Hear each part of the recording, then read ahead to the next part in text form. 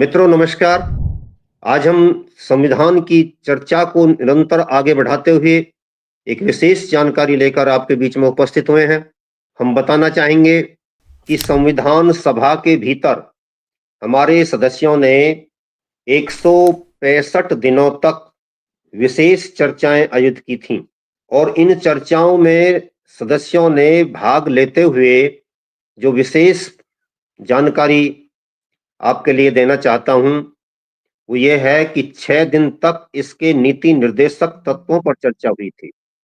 निर्देशक तत्वों पर चर्चा हुई।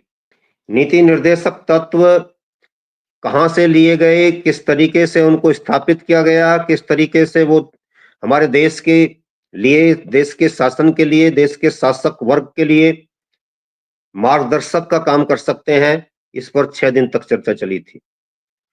289 सदस्यों में से 15 सदस्य महिला सदस्य थीं, जिनमें से 10 सदस्यों ने विशेष सक्रियता के साथ अपना योगदान दिया था।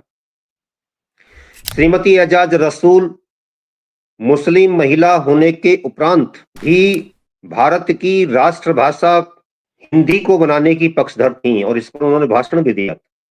बड़ी बेहतरीन ढंग से उन्होंने अपनी बात को रखा था। जबकि डॉक्टर भीमराव अंबेडकर एक ऐसे सदस्य थे, नेता थे, जिन्होंने भारत की राष्ट्रभाषा संस्कृत को बनाने की वकालत संविधान सभा में की थी। इतना ही नहीं, उन्होंने भारत का नाम हिंदुस्तान रखने की बात भी विशेष रूप से कही थी। यह बहुत महत्वपूर्ण बात थी, लेकिन उनकी इस बात को स्वीकार नहीं किया गया था। वो इस बात को लेकर आहत थे कि देश के भीतर उसी समय कुछ लोग ये कहने लगे थे कि डॉक्टर भीमराव अंबेडकर ने संविधान बनाया। तो 15 महिला सदस्यों ने अपनी सक्रियता दिखाते हुए अपनी विशेष योग्यता का प्रदर्शन किया। इस संविधान सभा में जो प्रांतों के प्रतिनिधि थे, उनकी 85% उपस्थिति प्रत्येक सत्र में बनी रही। 85% उनका योगदान बना रहा और उन्होंने प्रत्येक अनुच्छेद पर अपने स्पष्ट विचार रखे। जबकि जो रियासतें थीं, रियासतों के कुल 6% सदस्यों ने ही अपनी उपस्थिति दिखाई, यानी 100 में से 6 घंटे उन्होंने अपने विचार रखे।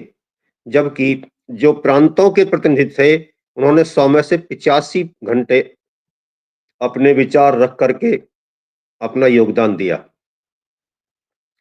ये सारी बात किस प्रकार से संपन्न हुई, थोड़ा सा इस पर मैं बताना चाहूंगा कि ये जो रियासतें थीं, ये कौन थीं? रियासतें स्वतंत्र थीं, उनके राजा अपने तरीके से काम कर रहे थे।